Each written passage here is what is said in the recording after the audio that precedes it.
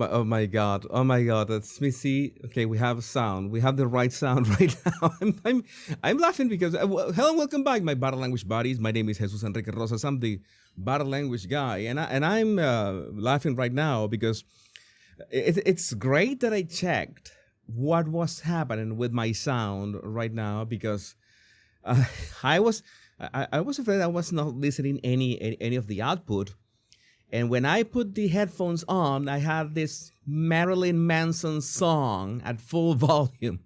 You will be a bit worried about that if you get to hear. Is that I was preparing the show.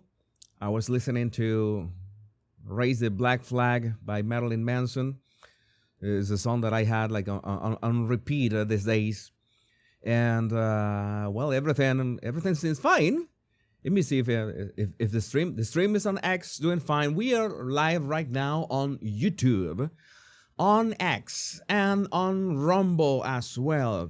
Hello to my Rumble friends.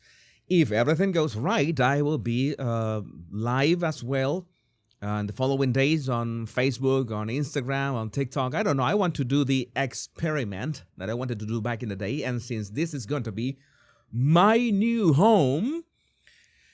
My new home is Isa man. Hello, Jesus. Hello, everyone. Make sure to keep an eye on your comments as well. Then I want to stream in every single platform out there. You know that I want to break my record of, I think it's 7 platforms at once. I want to stream to 10 platforms. I don't know how I'm gonna.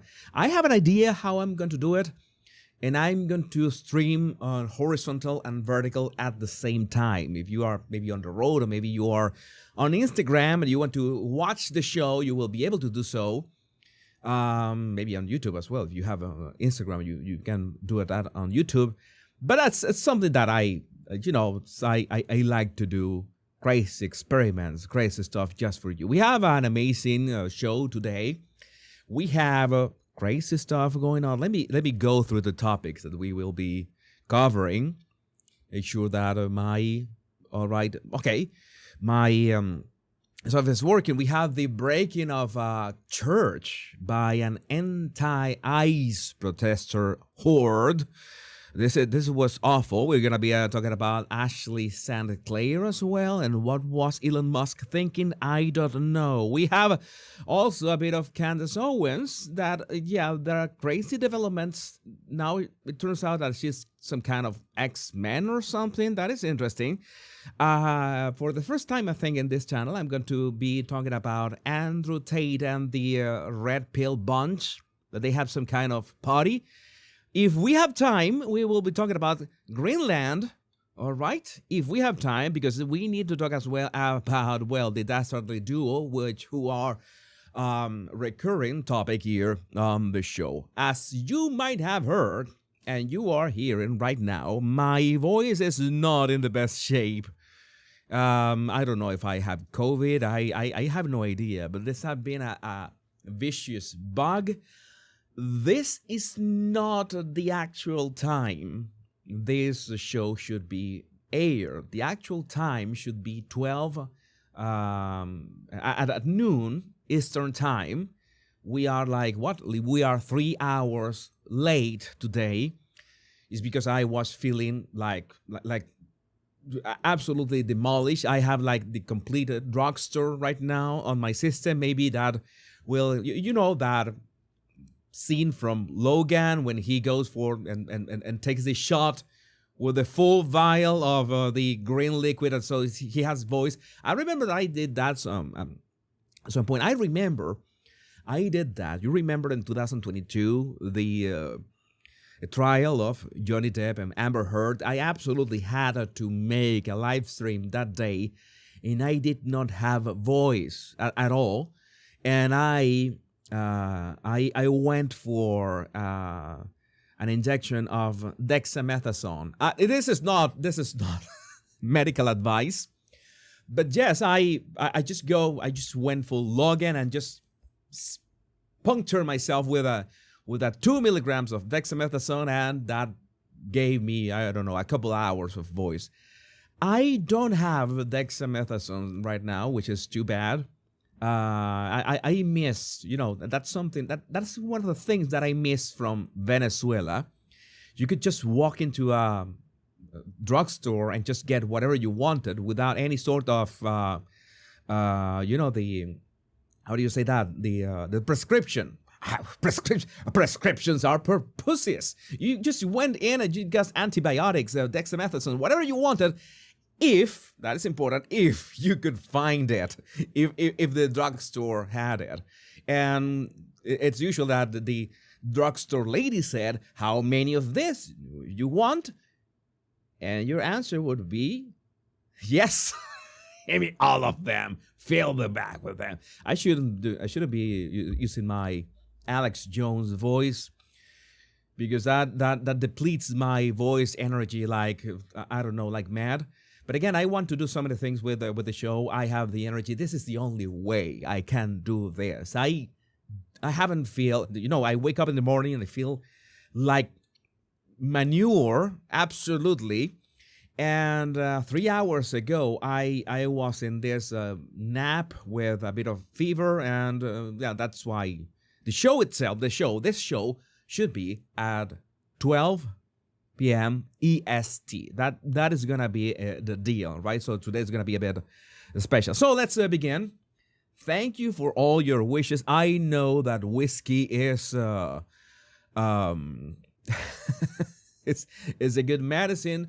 Hot toddy. You're always telling me to get a hot toddy. I got a hot tea and some other stuff, but I am fine right now. I can stand for 1 hour, maybe more. I have a bit of water with a bit of Himalayan salt. All right. Oh, thank you, baby Renee. Jesus, you're still the sharpest, most handsome, and right-minded content creator. I hope to remain that way. Especially in the sharp-minded. I sometimes afraid that I'm punching above my, how to say that, my line. I don't remember how that's that expression, but I try to bring you the best content, the receipts, what is happening in the world, and that's why we have to start. We have to start with something, let's say, that is quite a meme, that is not maybe a main content. We need to address this before we start. French President Emmanuel Macron is wearing sunglasses after injuring his eye. I wonder who injured his eye, if it was, I don't know, close to home. But not gonna lie, he should be like that all the time. He looks quite Chad. He looks quite cool. Not gonna lie. The aviator sunglasses always makes you look good. I mean that design always makes you look. He should use them all the time. It seems that it was some kind of a red eye, and he didn't want to be like that. But man, the guy looks almost like a Temur James Bond. But no, he looks cool. He looks cool. He should adopt that presence all the time. We need this moment to address this. You know that this is some kind of a Bolshevik revolution when these people seem to be invading churches looking for pro-ICE or ICE officers or something like that. This is crazy enough, but take a look at this. Breaking: William Kelly and a mob of anti-ICE extremists storm a city's church in Minneapolis. You know that everything that has been in Minneapolis and Minnesota has been crazy for weeks. This has been insane. I mean, what is happening with that state? What is happening with that city in this case? Disrupting a worship service and hurling baseless accusations that one of the church lead pastors is an ICE agent. I mean, this is way too insane for words. And they're justifying this, that they are doing this, I don't know for what reason. Let's play this. There, in the middle of mass, and they're just going in because that's how they feel.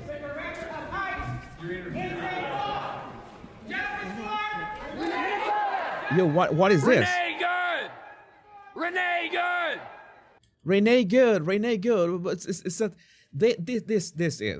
this is something for, you know, the cameras. This is something for the agitation. These people are looking for a confrontation. The problem that I see is that confrontation is coming really fast, really soon. There, I'm gonna fast forward to an image that I wanted to show you here. Is that political violence, armed civilian waiting to confront ICE agents. We also have this. Armed civilians waiting to confront ICE agents. But these people are literally insane, because I can understand.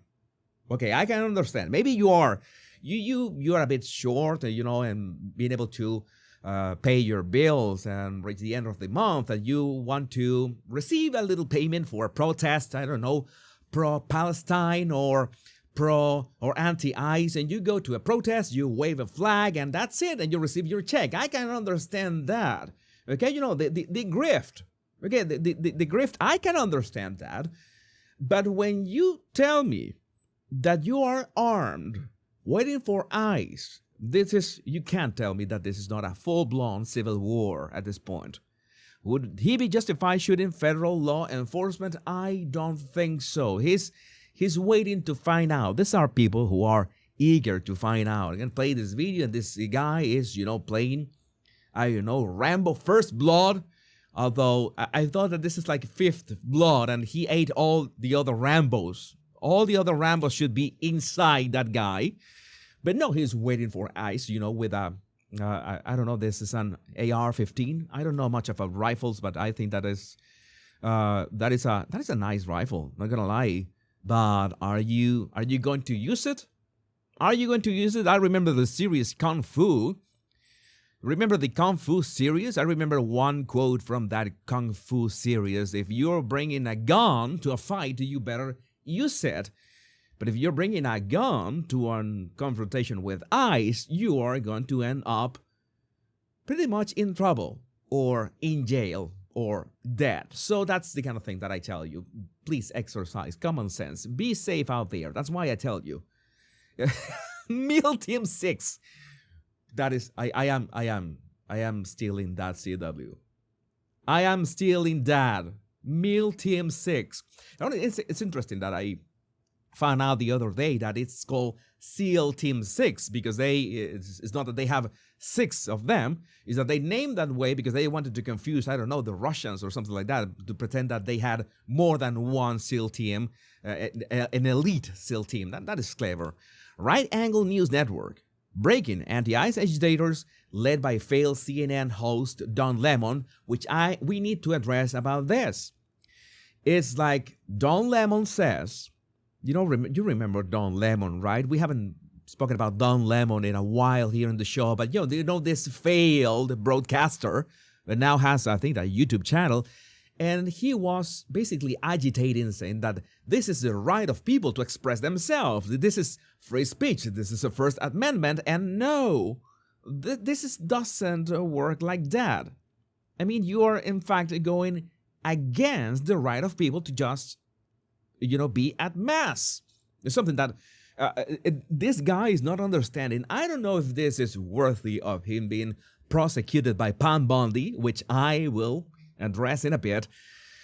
But I don't know. I think this is, he says that the whole point is to disrupt and make people uncomfortable. But of course, you want to aim for Christians, right? You want to aim for Christians. You are looking, they claim that is the priest, who is the one who is an anti-ICE or something like that, an undercover anti-ICE officer or something. This is the beginning of what's going to happen here. When you violate people's due process, when you pull people off the street and you start dragging them and hurting them and not abiding by the Constitution, when you start doing all of that. How unhinged do you have to be to justify these actions? I don't know what level of unhinged, but that is we are in the attention economy, and being unhinged is as much unhinged as you can. I think this is good in the end. It's not good for the people who were at the church, but this is good for, let's say, people are on the fence of, they're still not sure if the Democrats are doing the right job, is doing the right thing, which I think that many people are fleeing the Democrat Party, are no longer labeling themselves as blue voters. And the idea, and this is very important, I want to talk to you, in the United States and everywhere in the world, it's important to vote. It's important to register and vote. That is the single most important action that you can take to take back your country, to take back your cities, your states. That is the thing. Not violence, not heckling, certainly not going with AR-15s for federal law enforcement, which you will absolutely get killed because of that. Please don't get killed. Be safe out there. But you have to register to vote. You have to register to vote. It's very important. And we saw images are heartbreaking because in the church at that moment, this poor child will be permanently scarred by the assault on the church service today by Don Lemon and his group of rioters. They all need to be perp walked tomorrow. This was a direct assault on the First Amendment and peaceful people worshiping God. And they did that on purpose. And we have to remember that these are a bunch of God-hating communists. Because, you remember, this is like the Bolshevik Revolution. The religion is the opium of the masses, as Karl Marx said. That's what they want. They hate all that. They don't abide by any of that. So that's why they attack religion, any kind of religion. MAGA voice, let's make this pastor famous. He exposed Don Lemon and leftist rioters for storming his church. This is unacceptable. It's shameful to interrupt a public gathering of Christians in worship. To interrupt a public gathering of Christians in worship. But there were folks who will say, I have to take care of my flock. Okay, but listen, we live there's a constitution in the First Amendment to freedom of speech and freedom to assemble and protest. So the pastor says, this is a disruption of a mass service, and Don Lemon says that no, we are exerting our right to free speech. Again, how unhinged are you? That's why I'm glad, most of the time I'm glad that these people are being exposed, that they record themselves, that they speak in front of camera, so more and more people realize how unhinged, how out of touch, how insane, plain insane they are. This is not. I wish I had a more vocabulary. I've been studying a bit more English lately, so I don't repeat those words so much. But these people are that. I don't know that they are lacking they have a loose screw. We're here to worship Jesus because that's the hope of these cities. That's the hope of the world is Jesus Christ. I want to be very respectful. Please don't push me, though. And of course, people are pushing on Don Lemon, and the guy is a bit worried about that. Gina Milan says, so an elderly Christian woman gets thrown in jail under the Biden administration for praying outside an abortion clinic, but Don Lemon and his crew think they can storm a Christian church and berate people inside? Yeah, the double standard, the hypocrisy, and now Don Lemon has lemon tears. That was a very bad joke, but we have said that it still applies. Don Lemon says he had no prior knowledge of the church invasion and was present only in his role as a journalist. That doesn't make sense. If you didn't know that the invasion was going to happen, then why were you at the church in the first place? You're lying, man. MAGA administration and the fake news MAGAs are losing their mind over something that's not even true. So let me just make it clear, because this assistant attorney general, I don't know, gosh, what's her name? Something Hammett, Gillen or whatever. So I had no affiliation to that organization. I didn't even know they were going to this church until we followed them there. We were there chronicling protests. Oh, right. Yeah, you are absolutely you're absolutely innocent of everything. After Don Lemon was correctly called out for participating in the disruption at the church, He released this video to try to save face. He and the other disruptors who trespass at the church are in serious legal trouble. Let's see what he says. This is an operation that is secret, that they invited folks out. This is Operation Pull Up, more of a clandestine operation. We show up somewhere. They don't expect us to come there, and then we disrupt business as usual. Okay, so you know the usual suspects. Okay, what the fuck is what the? All right. Okay, I'm sorry. I'm reacting to this live. It shows, right? I try to keep this channel family friendly. When I stream on Facebook, that's gonna be a trouble. But I can't. But what is that? All right, I need to jump to the explanation. Who is this woman? It seems that the woman taking credit for helping to organize a group to disrupt church services in St. Paul is an attorney and former law professor. All right. Social justice activist Nekima Levy Armstrong, in a Facebook post, because of course he had to post on Facebook or Blue Sky or whatever, accused the pastor of city's church of being an acting field director for an ICE office and expressed gratitude to the activists who joined her in storming the church this morning. All right, so she was the one behind all this. I'm not surprised. This is a communist revolution, as Insurrection Barbie says. That's why they are walking into church to make people uncomfortable. Again, this is a communist revolution. It's not about ICE. It never was. Because what are you defending? Are you defending the illegals? By the way, there's a very funny thing that I saw, that some ICE officers went to a Mexican restaurant. They had, very delicious tacos, and after they had their food served, hours later, they apprehended the dudes who had served them. So I guess that they realized that they were illegals because the tacos were very good. I found that. I don't have a screenshot of that, but that is basically what happened.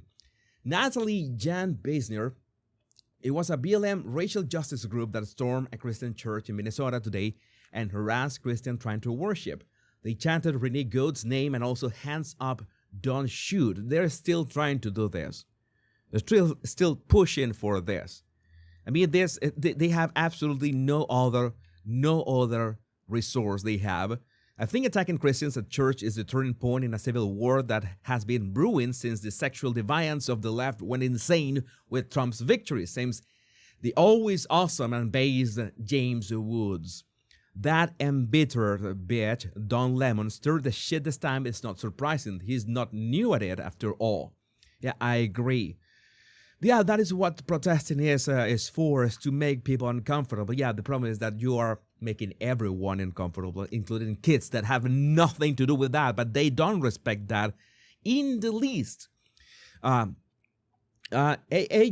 Dillon tells me that Trump administration is using the FACE Act, previously used almost exclusively by Dems to prosecute pro-lifers, to go after agitators who impede worship, like the ones we saw in Minnesota. Let's see if that works. We also have, I think there was, had something about Pam Bondi here as well. I think I'd skipped that, but people are saying that, oh yeah, there's Pam Bondi here. I just spoke to the pastor in Minnesota whose church was targeted. Is Pam Bondi going to do something? What do you think? Is Pam Bondi going to do something? People are saying, I saw a theory on Twitter today in which someone was saying maybe they are not going as hard on Democrats and liberals and all this, the actual, they're pulling their punches up until the midterms, so the Democrats don't see this as lawfare against them. But I found that asinine, because if you begin using the big guns after the midterms, wouldn't that be the same towards 2028? I don't know. I don't understand how that works, but I think that if you have 4 years to do the things that you need to do, you have to use the full 4 years. And as for Pam Bondi, it has been a disappointment. You know that I have a couple channels, and in my Power Pundit channel, I made a video about Pam Bondi and Susie Wiles. It was very popular, by the way. But well, I guess she says, if state leaders refuse to act responsibly to prevent lawlessness, this Department of Justice, if state leaders refuse to act responsibly, will remain mobilized to prosecute federal crimes and ensure that the rule of law prevails. So I guess that she's gonna stand this out. Stand this out, right? That is expression. You understand what I'm trying to say. I want Don Lemon dragged out, says Matt Walsh, dragged out of his house by a SWAT team at gunpoint. That's what Biden did to pro-lifers. Time to make these scumbags play by the same rules. Force feed them a dose of their own medicine for once. And Joshua Lysak, the ghostwriter, says, just. And the Misfit Patriot, I agree. And I'm sure that you agree as well, because this is horrible. What they are doing, what they're trying to do, they are instigating people. This is instigation. They want trouble. They want blood to be spilled, to just, then they will be able to claim victimhood. That was exactly what Renee Good was doing out there. And, well, it was tragic because she found out the worst way that she had been brainwashed. And many of these people are brainwashed in the sense that they have nothing better to do with their lives than to go and try to get shot in the face. That's reality. That is a sad reality. How sad can be your life to just give it for people, for illegals who don't know who you are, who couldn't care about you, and some of them will scam and rape and do unthinkable things to you if they had the chance. I don't know, but this is how unhinged these people are. Make sure to leave your comment in the replies, and I'm keeping an eye on your on the live chat as well. This is the levels of unhinged that we're talking here is just insane. I forgot to say this. Thank you, Margie, for reminding me. The best way to support my channel is liking and subscribing. And I also, if you're watching this on YouTube, we're live right now on YouTube, on X, and on Rumble. Best way to support my channel is just subscribe and follow. Give me a follow, subscribe, and if you like, all these topics, I will chop them, all right? I will chop them and distribute on my other YouTube channels. You can go to my YouTube channel, The Body Language Guy, on the bottom of the page. Maybe I can do that right now so you are aware of the kind of mess that I have with this. But let me see. Where am I? Need to find my bearings here so I can show you. View my own channel. And all right. So this is my own channel right now, The Body Language Guy. And you go to scroll to the bottom of The Body Language Guy, and you see that they are also follow me. Oh my God, you cannot see this. Wait a second, I can fix this. Also follow me on. I have the Power Pundit here, the Royal Rogue, the Scene Surgeon, the Crime Corner, and I also have one new channel, brand new channel. If you want to subscribe, if you're into this, that I call the Middle East Guy. Some of you have said, Jesus, somebody is using your content about the Middle East on a channel that somebody else is stealing your content. No, that channel is mine as well.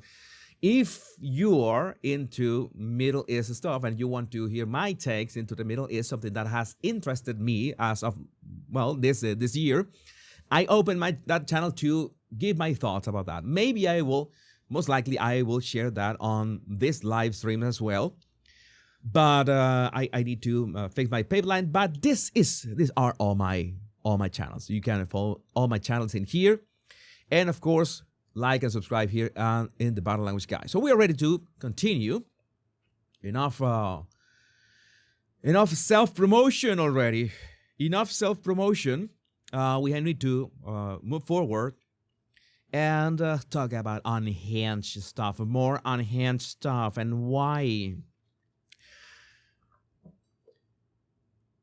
I have this saying, and some of you already know. You should keep it in your pants most of the time. You have to control your urges. I'm talking about men, of course, something that is so difficult nowadays. And sometimes people that you think that could be, I don't know, smart in some things, they have this tendency to stick their dick in crazy. And that's something that I need to, this is a public service announcement, you should never stick your dick in crazy. I can understand the appeal.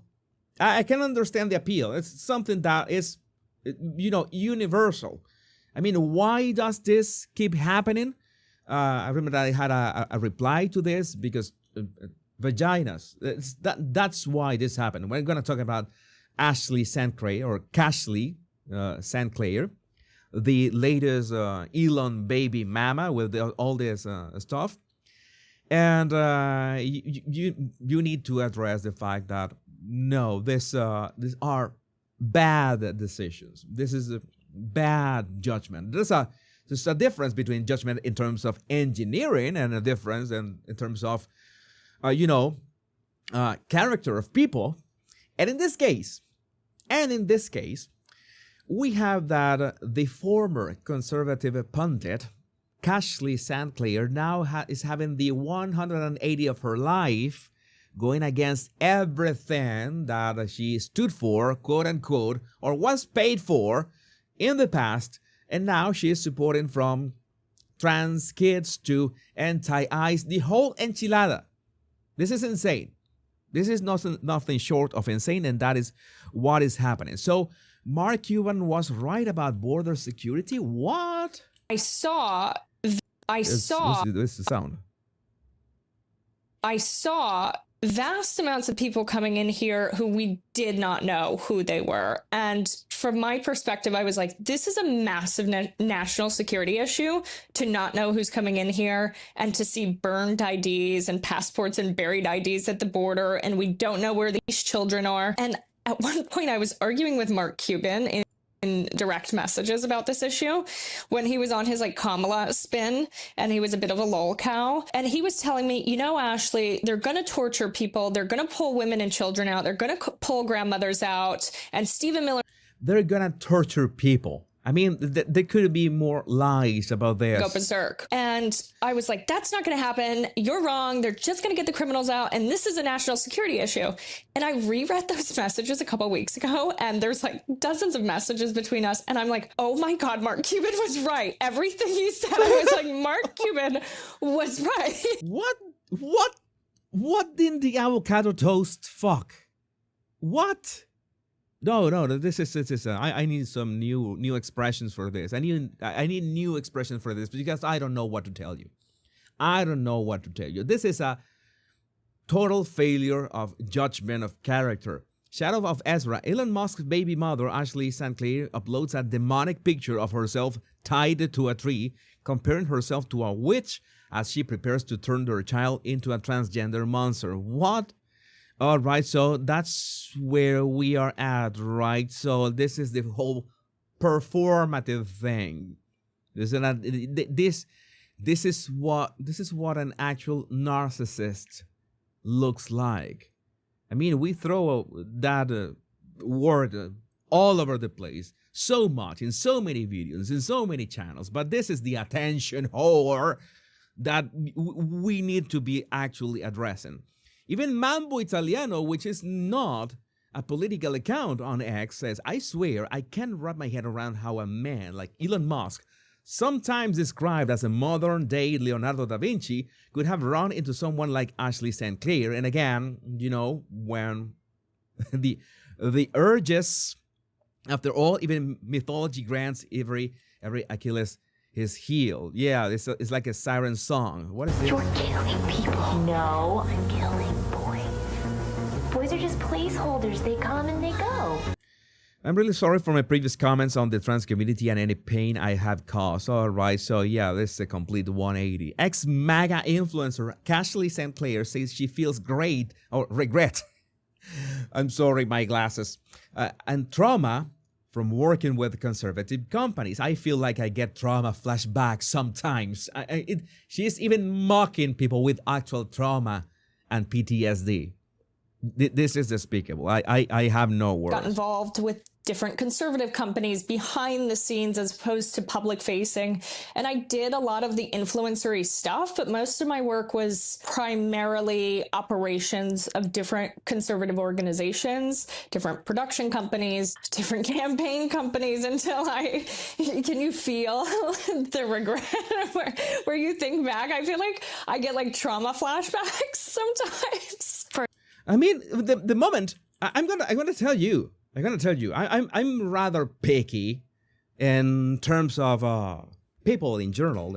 I have my filters, but when it comes to women, there are three things. Three things that for me are fundamental. First one is a deal breaker. This is an instant turnoff. Is does her smile is up to it? Is her smile 7 or 8? And you're gonna tell me, oh yeah, sure, Jesus, you look at her smile first. No, I don't look at her smile first, of course. But the way that a woman smiles tells a lot of her character and personality. If she's boring or not boring, basically that. I really don't like boring women or dumb women. We're gonna talk about that in a minute when we address Andrew Tate, by the way. But the second thing is the voice. Is that does it sound like nails on a chalkboard? Then you will have to put some kind of a pillow on her face, doing the horizontal mambo, or do something about that. Solve that in some non-lethal way. And the last one, which is the most critical one of the three, is her laughter. Because if she laughs like this, boy, you will have, I don't know what you're going to do. Because if you take her to Buc-ee's and she starts to laugh like this, like in the middle of people are going to notice. And people are not going to look at her. People are going to look at you, as in, what are you doing with that, crazy woman? Because it's a telltale sign. People say, oh, Jesus, why are you like that? Beauty is internal. Beauty is no. Beauty is objective. I'm going to make a video about that at some point. Maybe I will have some words at the end of this live stream. But that's something that you need to address. You need to address, and I can't believe how you listen to this and you don't realize, as some of you are saying, that this is a fake laugh. Thank you, Celeste. You're on point. It's like a fake laugh. It's, here, where you think back, I feel like I get like trauma. It sounds like Tucker Carlson laugh. This is something that not even the Joker. Republicans, please stop getting conned by pretty girls with zero worth. Thank you. Are those pretty girls in the room with us right now? I don't know. I guess, but well. Got involved with different conservative companies behind the scenes as. Okay, we already watched this. Cashley St. Clair wants it to be illegal for us to change how she looks with the memes. Okay, but she had no problem whatsoever some time ago when she, went for Grok and she said that Grok is in love with her. And yeah, this is a bit outrageous, right? Like, she was okay with this and celebrating that Grok was making her like this absolute not version of her, distorted, okay? She wishes, right? Have those fun bags, and she was okay with that. But all of a sudden, she is worried about the objectification from, I don't know, from an AI. An AI. What? This is something that is actually happening, and I can't believe it's actually happening, and she's complaining about that, and this is why, this is the shortest way, this is the fastest way for people to not take you seriously anymore, to just destroy your credibility if you had any sort of credibility in the first place. Because so many people, I'm going to say that so many people call these grifters out in the open, and we can talk about Candace Owens as well. We're going to talk about Candace in a minute. And they say, I've been saying this for years, when you say that they go from, from trend to trend. Maybe they start in the center, then they go to the left, then they go a bit to the right, and this sounds like some cha-cha tutorial on YouTube. And yes, it's only the maracas that are lacking, and maybe you end up dancing salsa. But we wish this was salsa, but it is not. It's people trying to scam, a massive scam. Why is it so important to you, Ashley, to take this extra step, to put your face out here like you are now? Because it's not just about me. It's about building systems and AI systems which can produce at scale and abuse women and children without repercussions. Okay, there is a problem with that. It's like people have been saying, you have hammers, right? Not MC Hammer. I mean hammers. People who are gonna use them for carpentry, and people who are gonna use them to harm others. All right, but it's not like you're going to ban hammers for that, or like the UK that we're going to ban pointy knives because pointy knives are evil, and pointy knives are the problem. And no, it's like since the dawn of time, people have used any sort of resource to do this kind of content. You remember that we had Photoshop for a long time. For the longest time, anybody could make these fakes with Photoshop. And then in 2018, the dawn of deep fakes, and now we have artificial intelligence. But in the end, these are tools that some people use for nefarious actions. Some people use them for memes. Some people use them for, for images and videos and stuff.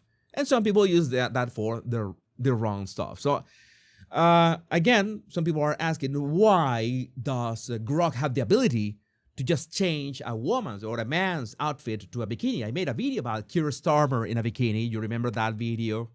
You were traumatized by Keir Starmer in a bikini.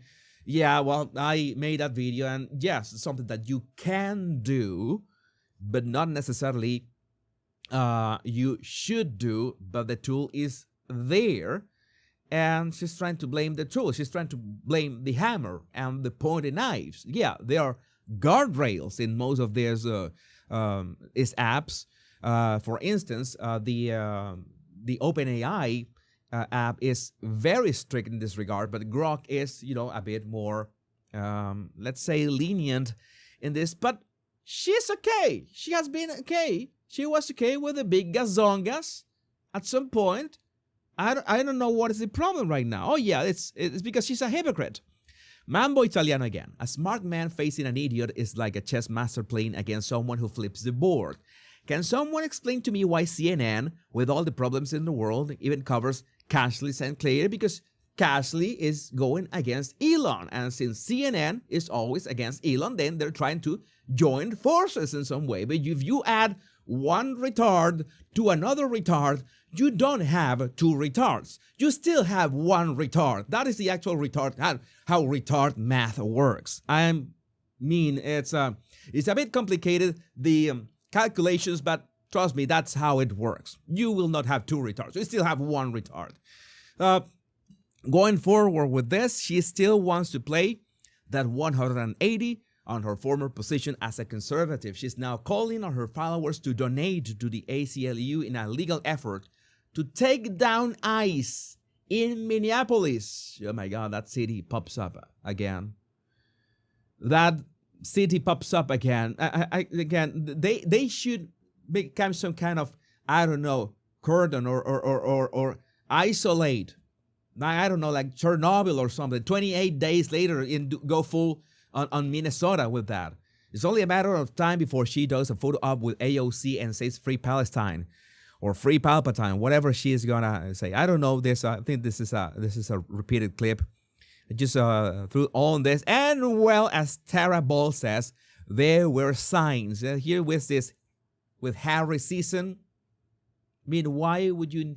I know that she's leaning away from Harry season, but why would you feel the need to pose with Harry season of all?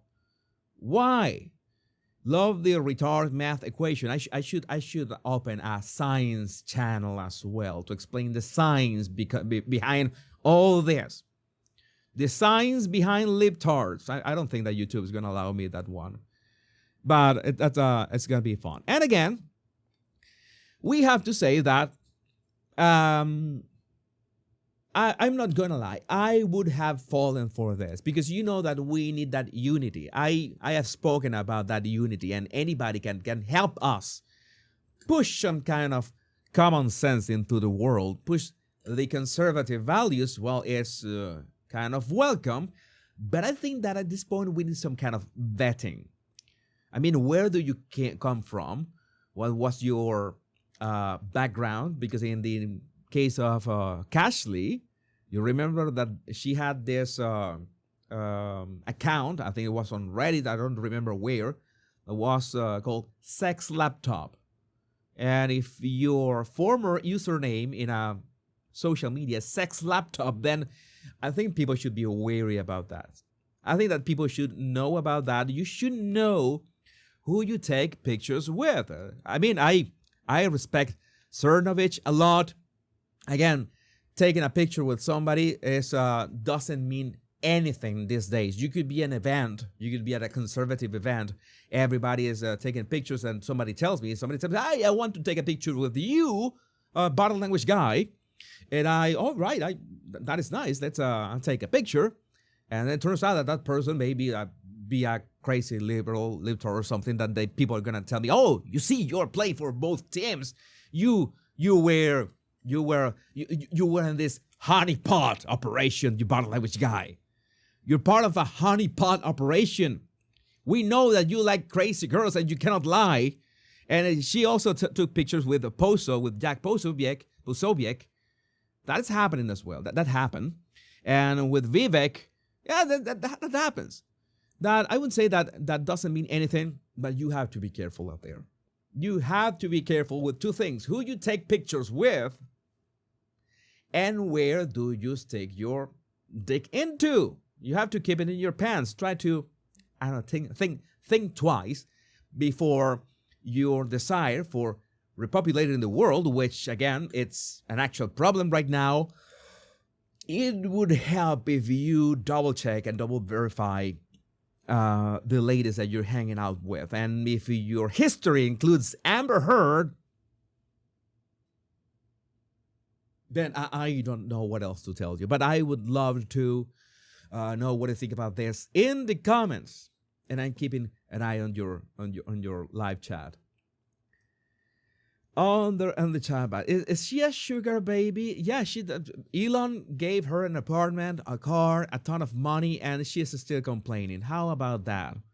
How many of us would give Elon a baby? I cannot.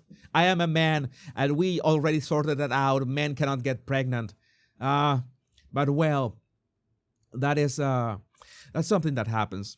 That's tough luck for me. So many women out there who could have this dream of being Elon's baby mama. I guess that you have to be a bit unhinged and crazy. You have to be, maybe catfish a little. If you're good with makeup, there are a ton of good makeup tutorials here on YouTube, on any platform, on Instagram as well. You go for that, those, and you put those darker tones on the sides of your nose and, down your cheeks, and you begin rubbing that. There are some Chinese women that are absolutely magicians, sorcery, that transform themselves in this absolute anime characters. And all of a sudden, when they rub all off, well, welcome. This is what you are going to wake up with in the morning. So good luck. Oh my God, good night and good luck. We need to address our next topic. Today was the unhinged scenario. A lot of unhinged stuff right now. A lot of unhinged scenario. What happened to J.E.? Oh, right now. Oh, right. Oh my God, J.E., are you okay? Are you okay? All right, so J.E. is okay. I think that J.E. is okay. Oh my God, you fell. Sure, please let us know. We can maybe try to do something. I don't know. Please confirm that you're okay. because the next section is about someone that is not okay at all. Somebody is not okay at all. And I know that, again, I told you, I was not going to address other commentators or creators, but we need to address people like Candace Owens and Andrew Tate. A bit down the road, I'm going to be talking about the Red Pill guys, but again, you cannot talk about the Red Pill guys without talking about the people who have enabled this Red Pill guys as well. And well, Candace Owens interviewed Andrew Tate at some point. I remember that Benny Johnson was brown-nosing, and Alina Habba were brown-nosing Andrew Tate a lot as well. That was odd, given that Benny Johnson has 2 small daughters, but that's what I tell you, that I prefer to go my own way. I work alone. I am like Batman. I work alone. And I do my best to bring you an unbiased perspective, but I need to talk about this. Candace states that Charlie's death is related to TPUSA, then tries to walk it back by adding, in some way or another, at the very least, we can all agree that this was related to him speaking at a campus event for Turning Point USA. But the problem is not this. The problem is that the minions that have been pushing Candace Owens' stuff are being sent these cease and desist letters. To my understanding, this is not a lawsuit. This is a legal threat. And again, by the way, I have to mention that I made a video back in the day about wolves and finance. They did this video in which they were checking about if Turning Point had actually filed their IRS stuff correctly, their taxes correctly, and they were these strange addresses that this guy went all over the states to find out if they were legit in Arizona, in Phoenix, Arizona, and it turns out it was a strip mall. I made a video about that, but speaking about his videos, I guess that I have not received any kind of cease and desist from Turning Point, and I'm pretty sure I am not going to receive anything because I am just making my observations. I am not into crazy conspiracies. Robert Burns says that you will lose. Maybe stop labeling. That would be a right approach. Let's watch this clip anyway, just in case. He did die young. Why did he think that him dying young was necessary in order to change things? He did die young. It is related to Turning Point USA. In some way or another, at the very least, we can all agree it's related to him speaking at a campus event for Turning Point USA. I'm totally occupied by that. By the way, she also said in another clip that I won't bother to show you. There's all everywhere. You can look for an X, look for Candace X-Men. You will find it like several times over, in which she claims that she was approached, to enter this, school for privileged or exceptional children. It was basically the plot of the X-Men, although I don't know what kind of power she had besides the power of grift at this point. And that she denied. She didn't want to do it because it seems that there was a mix between the agents of the Matrix and Professor Charles X. Xavier, which I don't understand because Professor Xavier is one of the good guys and the agents of the Matrix are the bad guys. I don't know if she's going to add some Game of Thrones or maybe some, Christopher Nolan lore for good measure. That would be entertaining. Maybe that I would watch her show if she goes that path because I love science fiction. And that's how I answer. I replied to one of her fans that way. She is making this, these points about time traveling, about agents, about, mind control. And I said, well, I am a fan of science fiction myself. So maybe I'm at a point that I can enjoy Candace Owens' show. But maybe I will give her an actual opportunity now. But this is basically what we got here. I would like to know, for all the fans of Candace fans who said that she brings the receipts, what kind of receipts do we have with the agents and the X-Men stuff and all that? That would be interesting. I'm not gonna bother you with the legalese, but it sounds like they are saying that the statements you have made publicly on your YouTube podcast, this is about wolves and finance. This is not about Candace Owens. Candace was already given, the words in private by Erica and her legal team, TPUSA's legal team, when they had that meeting. And Candace understood what was going on and what was going to happen. And it turns out, by the way, I have to say that soft pivot into science fiction kind of, there are no coincidences, right? But it's kind of, it's happening as these minions are getting these cease and desist letters. That is interesting, right? You have these theories that are much more, I don't know how to say that, like out of Isaac Asimov's head, Philip K. Dick stuff. Then, here many statements you have made publicly on your YouTube podcast about the turning point entities qualify as defamation.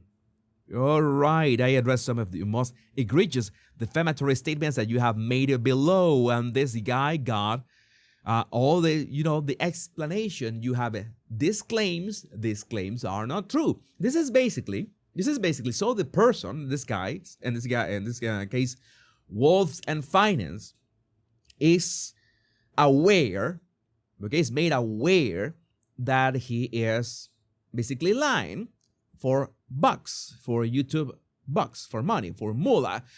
So that is a better ground for it. If he keeps at it, then he's going to get sued for defamation, because there will be actual grounds for defamation, since he will know for a fact that he was lying, which is what we think that happened with that meeting between Candace Owens and Erica Kirk, in the sense that Erica flew all the way to where Candace was, because you know that Candace was all this busy with this, personal matters.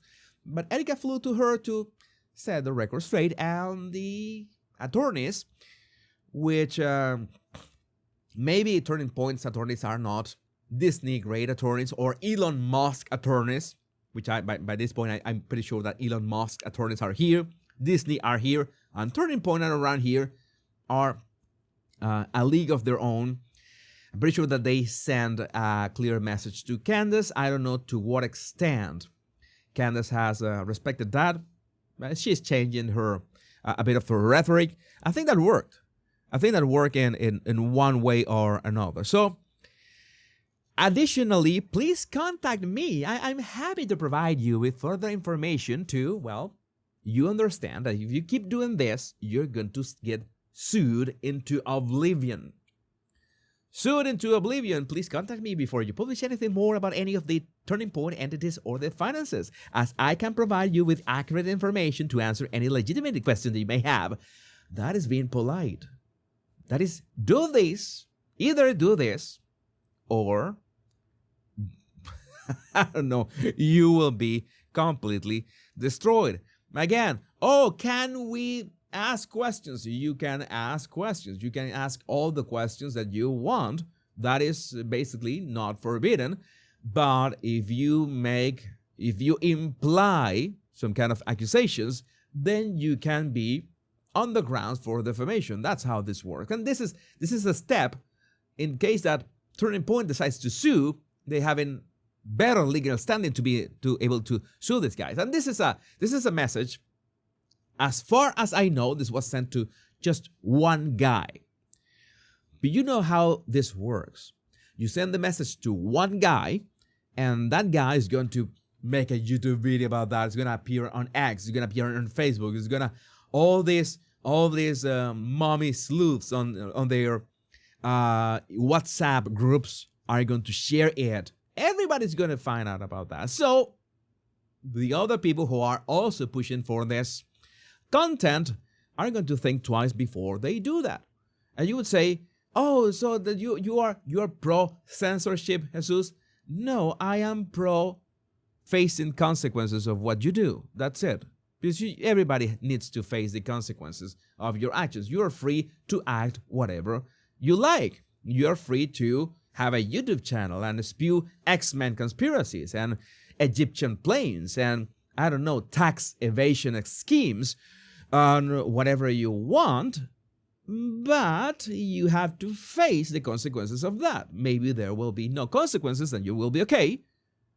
But if there are, then you should face them as, as a man or as a woman, a developed, grown-up, as a grown-up man or woman. Graham Allen, look at Turning Point USA sending cease and desist letters to people who have been lying for months about Charlie's death is justified. Candace Owens sucked all the gullible people in and will now hang them out to dry. I wonder if she will be donating to help with legal fees. I don't know. I think that she is still asking for donation for her security team, I guess, to defend herself against Lex Luthor, against Thanos. Thanos, that's going to be a tough one. Maybe defend herself against, I don't know, Los Pollos Hermanos. I remember Breaking Bad. Gus Fring. She has to defend herself. Gus Fring is after Candace Owens as well. He was not dead. He never died. Oh my God. If you haven't watched Breaking Bad, just to spoil that. But Gus Fring did not die. He is after Candace right now.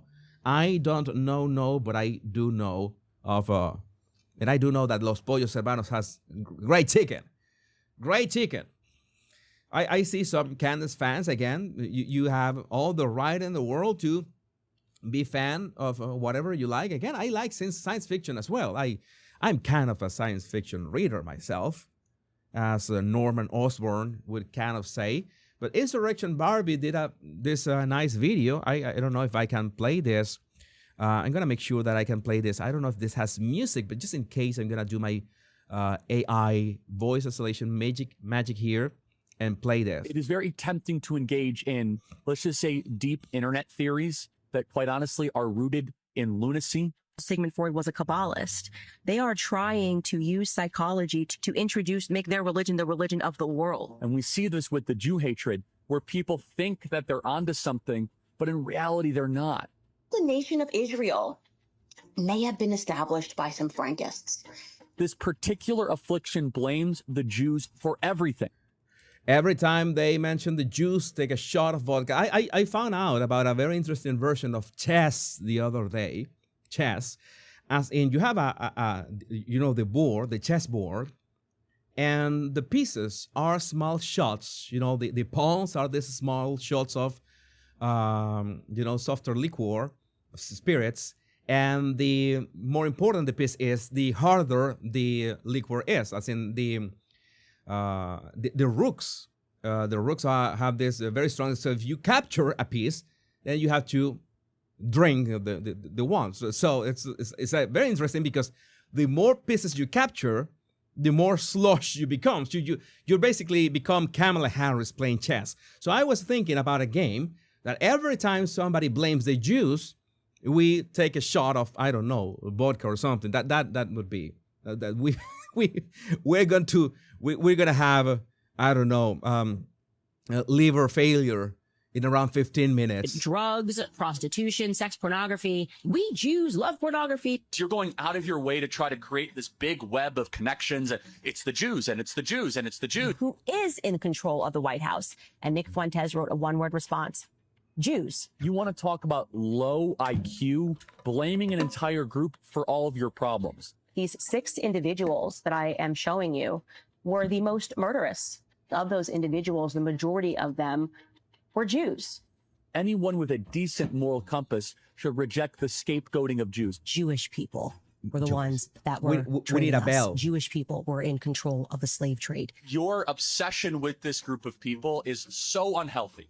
Where did the idea of a concentration camp come from? Who created those gulag systems? The majority of them were Jewish men. The synagogue of Satan. The synagogue of Satan. This is a synagogue of Satan, powerful group of elites The Israeli government does not do everything right, but they're not to blame for all of the world's ills either. It was just convenient for Israel that JFK got shot. It was convenient for Israel, by the way, when the towers went down. Israel did 9/11 is a rather anti-Semitic thing to say. The Israelis that were working at the World Trade Center who were forewarned of the attack. Anti-Semitism is literally a brain rot that stops your ability to think independently. Jewish people. Jewish men, they are Jewish. Jews. And instead of pointing at a small group of people and engaging in this brain rot, become a better person. You'll be a happier and healthier, more joyful and productive person because of it. Liver failure. This was made, in fact, by on Instagram by HIL's The Fold. I don't know, but follow them. I don't know if they were the original creators, maybe not. They share that, so they deserve recognition. Candace Owens' podcast plummets from global lead as anti-Semitism controversies take a toll. I don't think that was the anti-Semitism. I think because the theories are more and more insane. So, I mean, she has to keep raising the bar, and that becomes increasingly more and more difficult. And now, the female who tried to run a race hostile lawsuit with the NAACP and doxed conservatives during Gamergate wants pick me money to consult with an organization that clearly pushed her out for clearly good reasons. So she said that, it's like Brita. Big shout out to Brita. Candace, Turning Point USA is corrupt to the core. Also, Candace, Erica, hire me. How does this work? I again offer my consulting services to Turning Point USA. For a monthly retainer, we can end this corporate shit show. Again, can you imagine? Yours truly, I'm gonna switch my personality right now. I am not the body language guy now. I'm the Royal Rogue, and so I used to do that with the body language guy channel as well.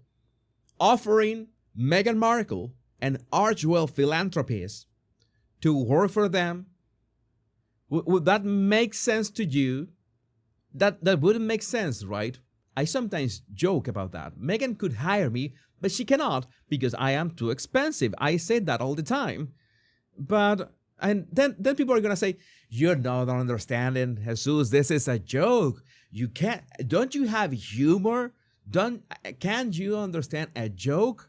I sincerely, the idea of satire is being able to address facts and serious stuff and address the jokes and the satirical part and be able to present them to the public in a way that the public can understand. Even people that have trouble understanding, maybe humor, that lack a sense of humor. The idea is in your writing or in your speaking or in your posting on social media for people to understand when you're being sarcastic, which nowadays is going to be a bit more difficult. But as far as I know, Candace is not known for being a satirist or any of the sort. She makes this high stakes game of everything from aliens to Jews, from Jews in spaceships with this huge laser pointed out and being replicated by Egyptian planes, and people going to trap doors right next to Charlie Kirk. I don't know. I'm tired, boss. I'm tired about that. So yeah, it's, again, you can say whatever you want, but if you're going to joke about something, you have to make sure that people understand that you're joking, that you are, the hyperbole works. But again, I guess that I'm going to say this. I don't want to be harsh, but I don't think that Candace considers that her audience, her captured audience, is capable of,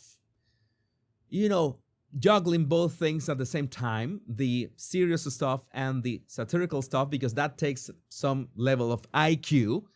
So she just stays with the high stakes things and she stays in there. So I think that she is accommodating to her audience, to her captured audience, that she looked for that audience in the first place, and she is being pulled by that same audience in every show. So I guess it's a win-win, I guess. But I would love to know what you think about this in the comments. So we move forward. What is our next topic today? We need to address more. Oh my God! This next topic. This next topic.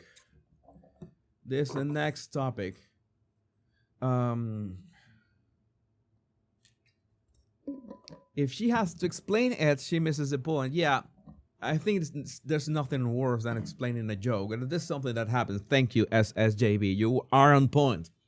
It's happened to me on X. When I am sarcastic, you know, there's one. I'm going to show you. I'm going to do a very brief, a seconds long pause here. Look, let me see if I can find this. Let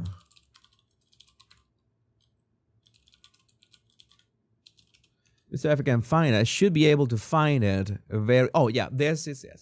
I'm going to show you something so you'll understand the level of problems that some people have online, as in they don't understand satire. I'm going to show you. I posted this. I think I mentioned this on a previous video. Donald Trump's actions in Venezuela. This was Kamala Harris denouncing Donald Trump's actions in Venezuela. All right. After raising, she and Biden, they raised Maduro's bounty. All right. And now she's complaining that Trump did what the bounty required to snatch Maduro out of Venezuela. I don't understand that. So I wrote, Kamala, please run for president in 2028. I beg you. I wrote that. Okay? So it was obvious satire, and you can just look at 1 second of my bio to understand that that was satire, in case that you didn't get that the all caps and the begging you to run for president from I don't know, I guess I was a dumb Latino, but there were replies here. There were replies here. Let me see. Some people did understood. Yeah, like Vance can. Let me see. There are people. Let me see.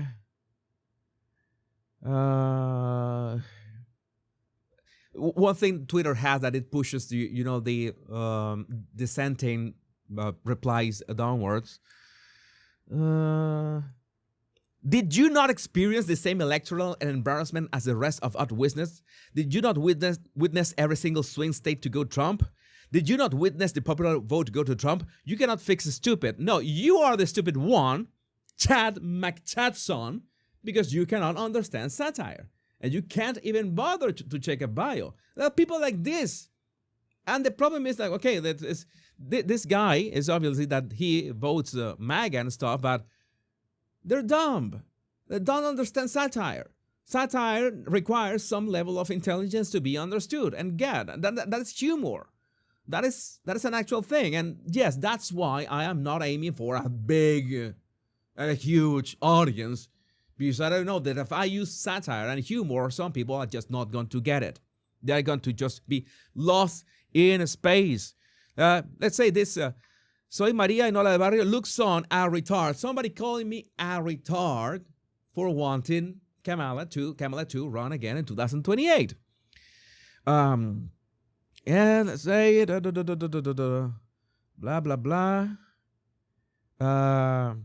Yes, please. I would love to see you lose again. Sometimes that's another problem with X. You never know if people are replying to you or people are replying to the original comment, which again is like not knowing how X works, which also lands you in the group of people who have low IQ. If at this point of humanity, you don't understand how X works, then there's a problem. It's a joke, right? There are people, at least people have given me the benefit of the doubt. That is at least that is great. Ah, you clown. Oh, I don't mind to be. Oh my God, what is this? You really want the same shit like the last time? Yes, I do. And you, Horde Wolf also miss the point. Again, these people are directionally good, but I'm afraid that they don't understand satire, and that is concerning. These people are around us. These people are, I don't know. I don't know how they live. How can you live? How can you exist without having a proper sense of humor? I don't get it. I really don't get that. But again, they are, I've said that they are influencers out there, and they are people for everywhere. I'm going to mention, I am going to mention one topic that I haven't mentioned like ever here. I'm going to talk about the red pill bros. And I don't know if you know the guys in this picture, but this was something that was popping up all over my timeline, and I needed to address a couple things about this. You might have heard about Andrew Tate, of course, which we haven't mentioned here. You haven't mentioned it passingly. I'm going to say a couple things about the War Room. Nick Fuentes, okay, this dwarf who is this super right-wing. It's not even right-wing, it's far right. I don't know. It's Myron Gaines, which is another deranged guy. Just in case I'm going to present you, if you don't know them, I think it's important to know these guys. Tristan Tate, which is the other of the Tate brothers. Sneeko, which is an influencer also. All these people, the common denominator is that they all hate women. That is the common denominator. This is the easiest way. Let's start from there. Okay, this is J.D. Waller. He's a bit distorted. He doesn't look like that, but he's a bit distorted. He's like Andrew Tate's right-hand man. And last but not least, this is a guy, I don't know his real name, Clavicular. A guy who has basically used everything from cocaine to meth to literally banging his head with a hammer or something like that to have this, to testosterone replacement to look like this. Okay, the guy is really committed to the Giga Chat meme, and he's not worried about basically destroying his endocrine system. So they gather. They got this, boys' night together. Boys' night together. And again, people were talking about Nick Fuentes because it seems that I have no idea, and I really don't care what anybody does with their ass. But so many people say that Nick Fuentes is gay and he doesn't want to say it. He doesn't want to come out of the closet. I think that is his prerogative. All right. But it was obvious that the guy was, that with all this chat surrounded by women, but at the same time they hate women, he was not comfortable. And that was a bit, he was trying to, I'm going to mute this. We don't need the music and the stuff. And they were chanting this Kanye West song, Heil Hitler. You know that Kanye West composed this song about Heil Hitler, and they went doing the Nazi salute and everything because, that's what makes you cool nowadays. I guess that's something that makes you edgy. They were all doing the same thing. I mean, this is what you're looking at. What you're looking at. This is what is like hell for me. I mean, I couldn't imagine of a worse place to be.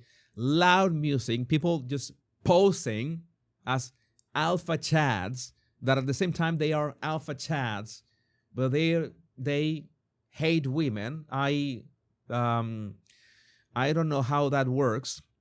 And of course, when Andrew Tate has been interviewed by, for example, Piers Morgan, who never loses an opportunity to try to have some numbers for his show, I remember that was funny, that Piers Morgan tried to confront Andrew Tate on her first interview, and he realized that he had bigger numbers than any other guest that he had.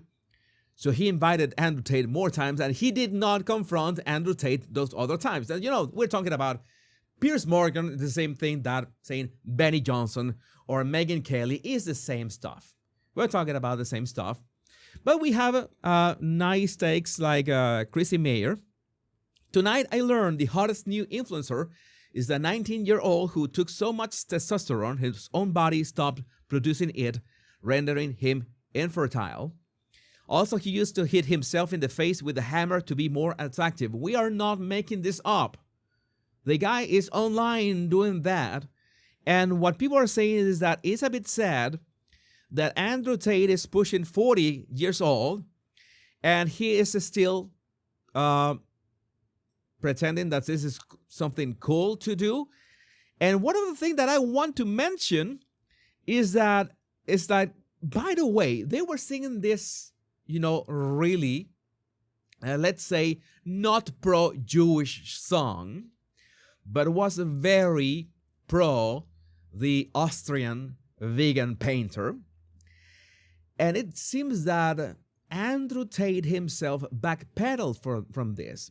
From Mario Knopfel, Andrew Tate, this was, according to Mario Knopfel, this was from Andrew Tate's camp. Andrew Tate had no involvement in the song being played or requested. He has no control over what a venue or others choose to play and strongly questions why such a reckless decision was made. But at the same time, I saw, you can see it for yourself that he is laughing while the Heil Hitler song was playing. It is not that usual we see Andrew Tate backpedaling on something. So I think that this is a first time. I think this is a time of the time, and they were in this kind of limo. All of them, they look pretty gay. Like, it is not an homophobic joke. You know that like that South Park episode, and when they establish the difference between being gay and being gay, this is a bit, I don't know, shameless anti-Semitism. We already mentioned that, but I want to mention a couple of things that I found interesting. Found this. I want to mention this. This is what I wanted to mention about Andrew Tate, and I want to talk about the war room, because I want to mention that, yes, some of you already know that I joined Andrew Tate's war room back in 2020. Okay, that could be shocking for some of you, but I'm going to tell you my experience after this clip. In this clip, Andrew Tate explains how he raises his 5-year-old. Okay, this is what he does.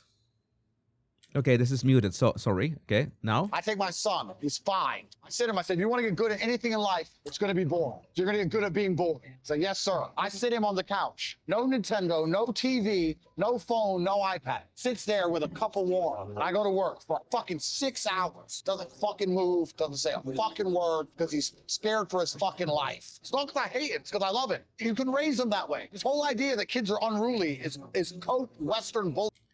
So he is bragging that he is raising his 5-year-old son to be comfortable with being bored as in, and he uses the word terrified, being on the couch with just a glass of water for 6 hours while Tate is working, and just being there with nothing, not even a book.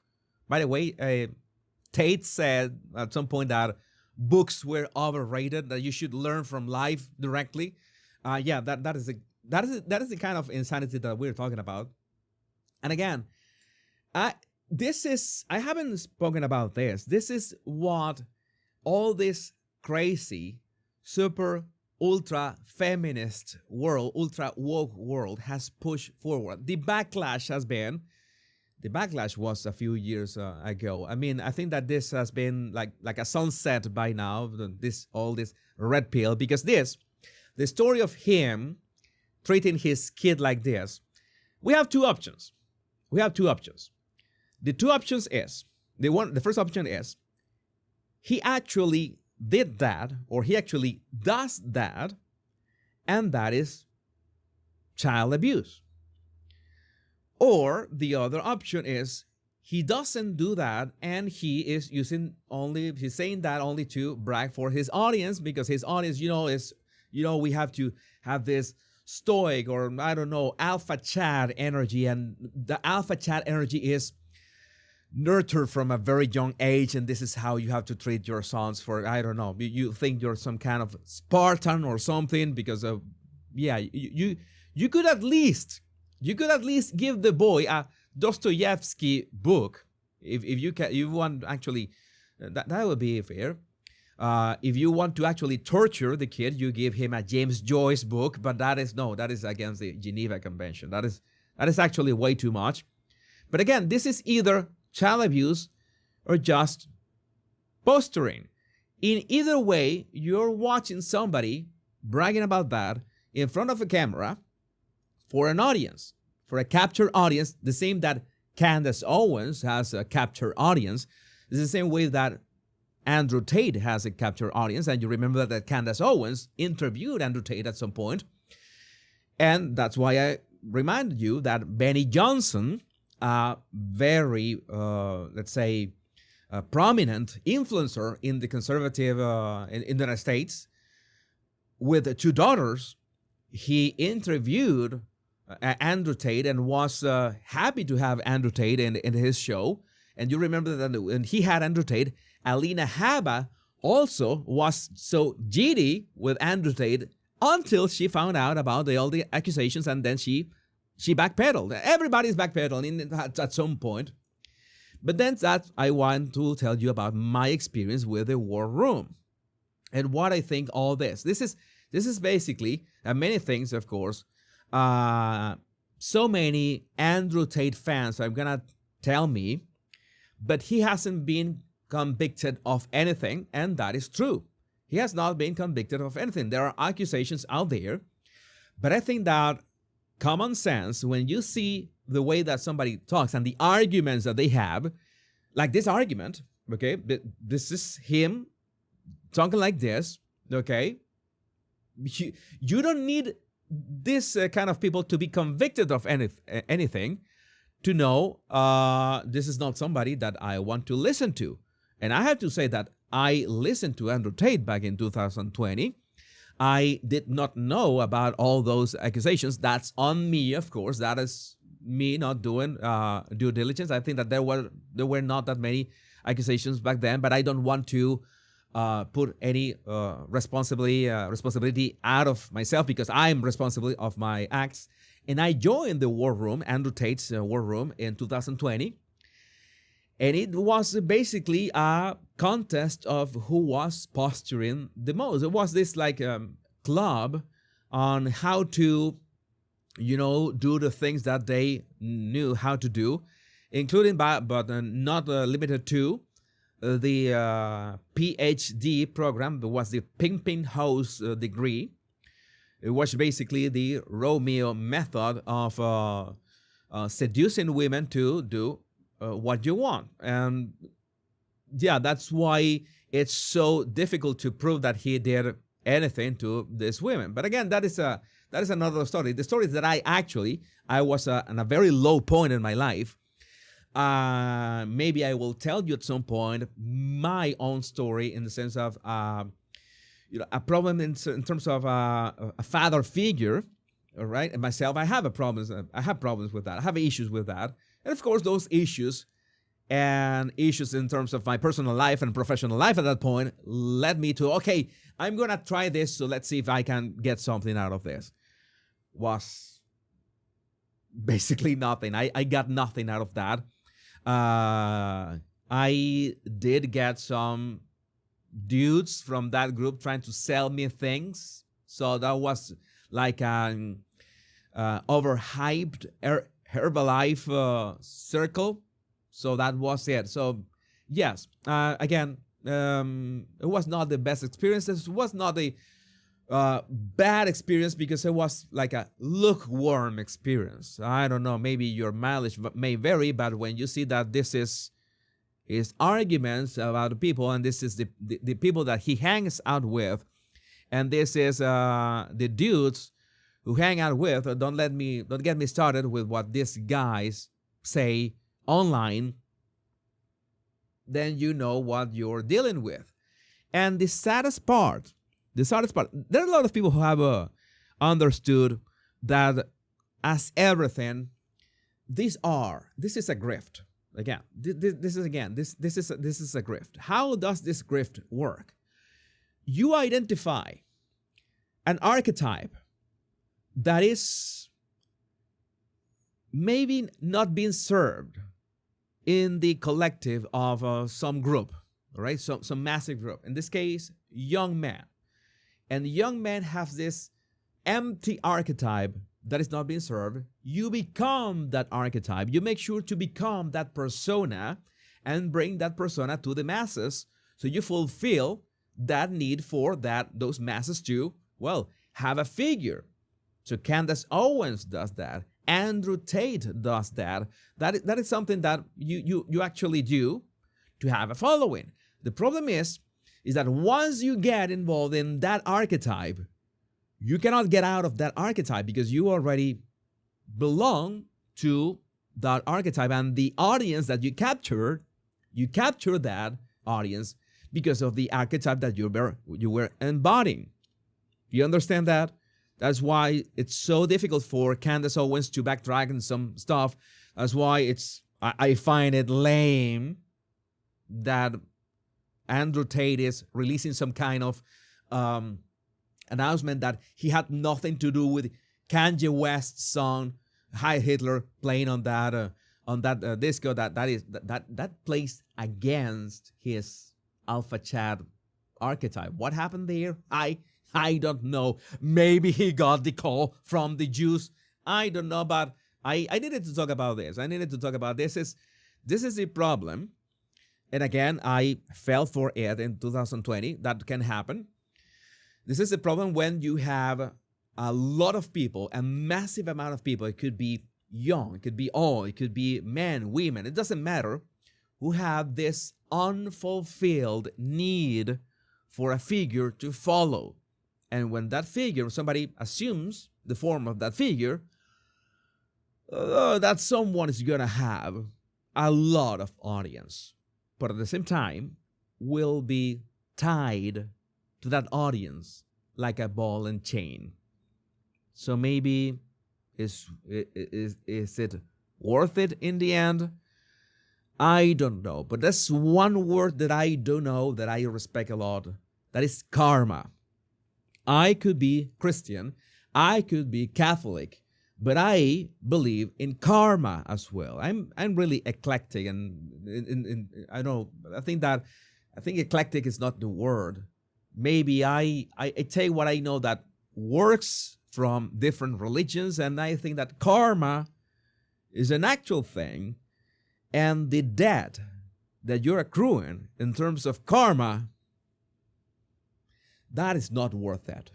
You will have the fame, you will have the attention, you will have the money today, but you will have to pay the karma debt at some point. And the more the energy invested and the more energy of the masses, the bigger of the karma it will be. So it is what it is. You get to choose. You have free will. You can do as you please, but you have to face the consequences. I think that is a recurrent theme, but I want to know what you think about this in the comments. And I'm keeping an eye on your live chat as well. So today has been a nice show. My voice is saying, I can do this. I can do this, but I don't want to force myself. I don't want to push myself that much. I think that is not necessary. 1 hour and a half.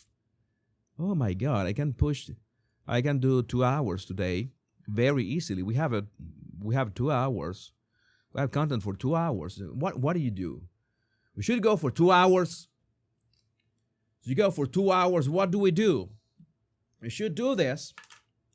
Have to be a man. What is that? Oh man, you have a cold, you have COVID, you have to be a man, you have to be an actual alpha chat. Go for 2 hours.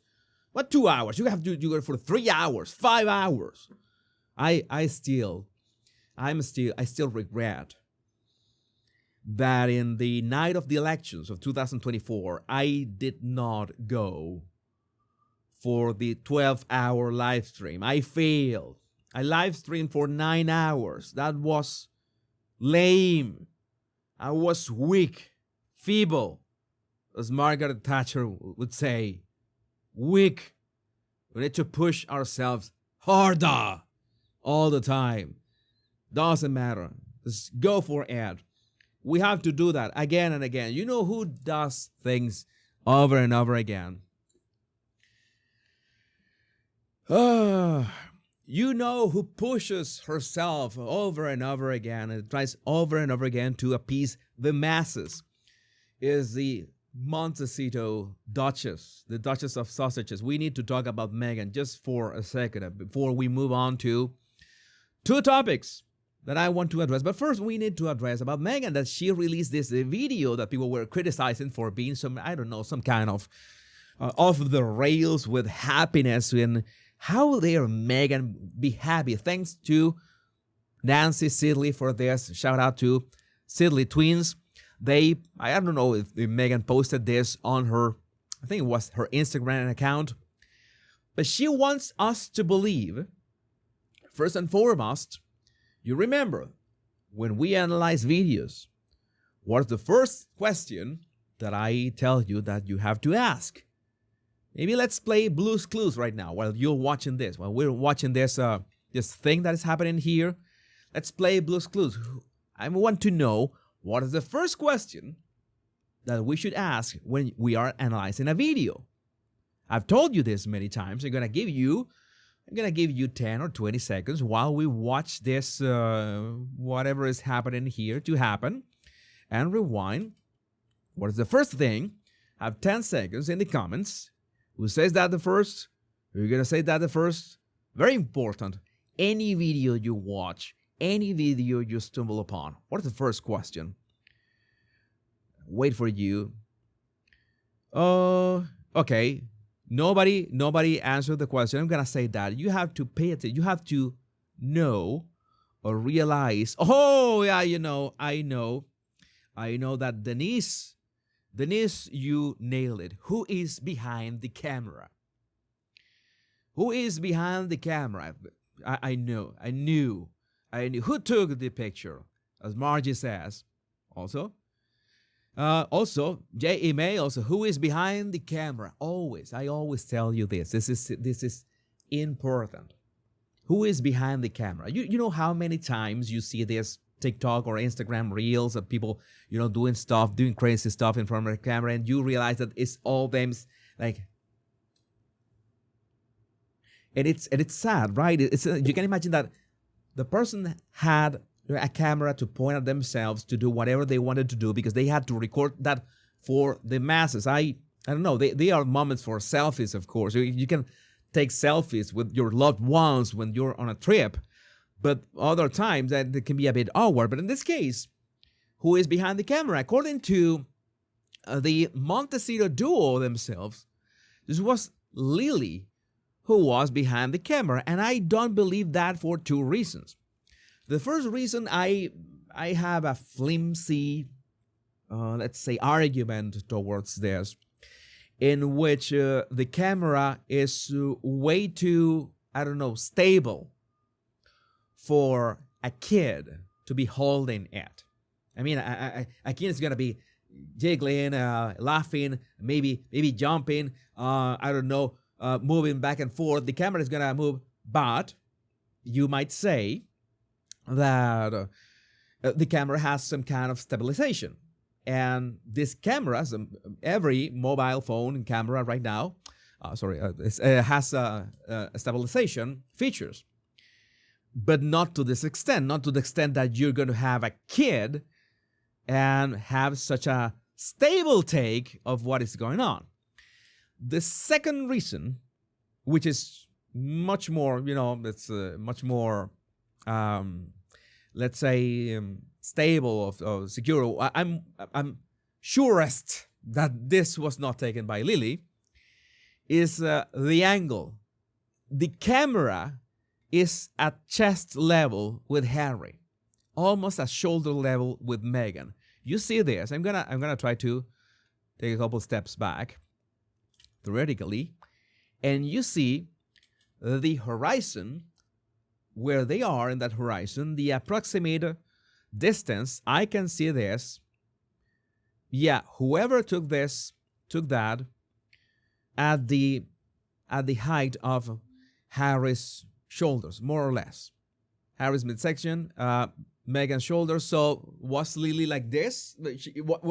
She was holding the phone like this on top of her head? She got some kind of contraption with a GoPro camera on her head? I don't know.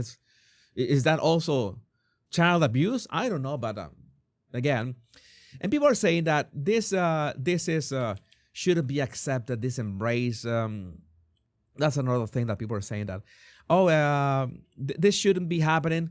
Meghan is in trouble for that video. For that video is not appropriate for Instagram. Okay, pump the brakes, kid.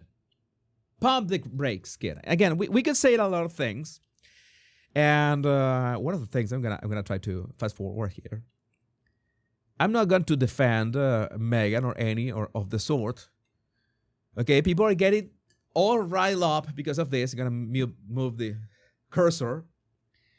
Filming a K-drama. That's a good one.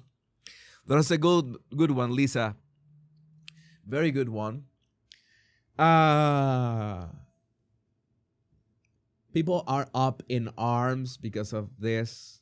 I mean, I have seen everything that is ages ahead of anything like that in regards to not safe for work content on Instagram. You know that you can actually program Instagram to not have all the thoughts and the hosts popping up in your timeline all the time.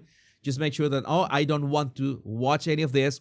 I want to watch more of architecture or cooking or, I don't know, working out or watercolors. And you can actually train Instagram to be the platform to what you want.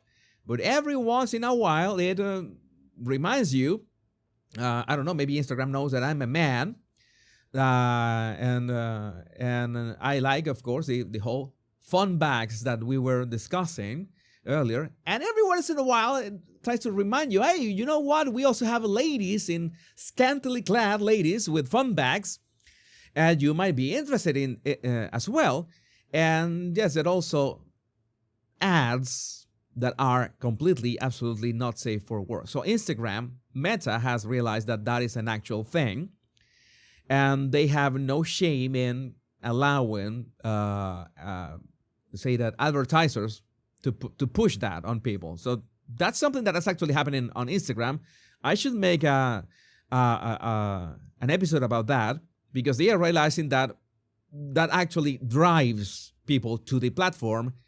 So this is not going to trigger anything. In all cases, this can trigger you for how cringe it is. But last time I checked, being cringe is not illegal on any of Meta's platforms. Not on Facebook, not on Instagram, not on WhatsApp, not on Oculus or whatever, or the Meta universe. You know that the lizard was doing all this VR universe to be on those goggles and be immersed in VR. And that is basically shutting down because people don't want VR. We don't want the dorky headsets to be able to. Maybe we want headsets that we can look through the headsets to augment reality. But the VR, I don't know. So again, this is not to defend Meghan, but no, this is not ban worthy on Instagram. No, this is very lame for in many instances. By the way, hello Canada. The Duchess of Sussex hoped on the 2016 train, sharing a sweet throwback moment from her life with Prince Harry. Meghan posted a romantic video filmed by daughter Princess Lilibet. Doubt. I don't believe that. Yeah, I do. I'm getting them every once in a while. I like architecture. I like watercolors. I like memes as well. Working out memes are my favorite, but I get the gazongas every now and then. I don't complain either. of the couple dancing barefoot on the lawn of their Monte Shit Show home, followed by the nostalgic snap from Botswana taken 10 years ago on their third date. When 2026 feels just like 2016, you had to be there, she wrote. So again, Meghan is in the desperation phase in which she has to recycle content from 10 years ago to do something with her Instagram because she hasn't posted in a while. And I am like, Meghan, you need to please post something. Post something. We need content, Meghan. She posted this as well, in which this is some kind of video on her lawn. She was filming with her phone. I guess it was her. And apparently this was I don't want to. Sorry, I forgot to switch. Production woes. Production mistake. Okay, I have to switch here. This video by Meghan. I think that at her home, and apparently that is Doria with Lily at the pool. So because there are also these rumors that Doria, that they're in bad terms with Doria for some reason. I don't know anything about that. But where's Doria? We haven't seen her in a while. But you know, Meghan, when you ask the question, that's something that we know that Meghan is listening, because we ask a question into the universe, and somehow Meghan listens. So people were asking, where's Doria? And well, Meghan obliged, and she showed Doria at the pool. According to TASS, you have to admit it's pretty impressive hypocrisy to talk about how you escape royal life for privacy. Didn't want to be on the Truman Show or your children in a fishbowl, yet we see some personal and intimate moments on her Instagram feed than we would ever see of royals. Yeah, that doesn't work. That doesn't make sense. It is that interesting. A very good point, J.A. Interesting to note, 10 years ago was January 2016 when she was still living with Corey. Oh my God, this is a mess. Such a mess. It's such a mess. Yeah, hi Meghan. Meghan is watching us. She's got an eye on the sky, looking at us. She can read our mind. She doesn't need to read our mind. She just had to watch the Royal Rogue and the Bottom Language Guy, and she will be fine. She will be fine. I need to talk about Harry. I mentioned Harry before we move on to the end. Harry has arrived to continue with his the lawsuit that I still fail to comprehend. How has this been dragging for so long? But he's adamant to have justice for some reason. I don't know what he wants. I think that he wants the security, and people are talking about this. And I'm not going to joke, but because maybe some of you have seen pictures of me. Some of you have seen pictures of me from around 10 years ago. My hairline has receded like let's say 1 centimeter from 10 years ago. It's something that's normal. I still have a nice hair genes. Is that racist? I have nice genes. I have good hair genes. Knock on wood. But yeah, my hairline has receded a bit. I don't know. It's of all the thinking. I look more like a thinker. I used to have like a lower hairline. It's something that we have to deal with as men. Something natural, especially if you are stressed, especially if you have to deal with stuff. I don't know. And Harry has to deal with Meghan. We need to think about that. We need to be empathetic about that. How many years has Harry been dealing with Meghan? That takes a toll on you. We were talking about, endocrine system. And I think that needs to have some impact. But again, I have to say, I should have never joked about Harry's hair, but again, he's a man, so we joke about each other all the time. It's not that Harry jokes about me, but you know that we men can joke about each other. What is the problem with that? But I think that Harry, and this is an actual advice, should shave his head completely and keep the beard. Keep the beard and shave your head. You will look way more manly. I have made countless, Photoshop edits about that. I have not made AI. I used to do things the proper way. We know what Photoshop. We used to be a proper country. We used to use Photoshop for memes. What happened to us? Now it's just a prompt and you get the meme. What is the art in that? What is the effort in that? Nothing. We used to be a proper civilization with no Photoshop. But now we don't need Photoshop for this. And Harry, you need to shave your head. You will look so much manlier. You have to fix your posture. You have to lift weights. You have to do all this. But the problem is that Harry is living in woke land, in the epicenter of the libtard, phenomenon in the United States. You're in California, surrounded by the Hollywood elites. So I have bad news for you. That's not gonna work. They don't want you to be manly or anything. They want you to be pathetic, because how dare you be a white man, Harry? How dare you? You should be ashamed of yourself. You should feel guilty of yourself every time you wake up in the morning, just for being white and a man and straight most of the time. But you understand, you know the feeling, Harry.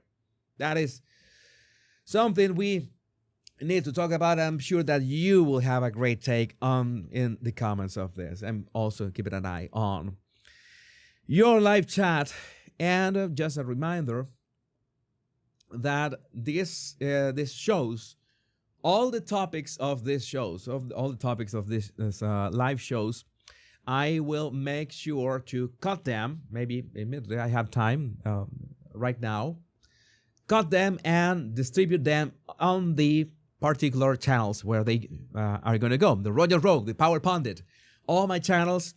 And so you can enjoy them as a standalone. You can just share them with your friends and family. And you can suggest topics as well. And I have so many channels that I can basically talk about any topic.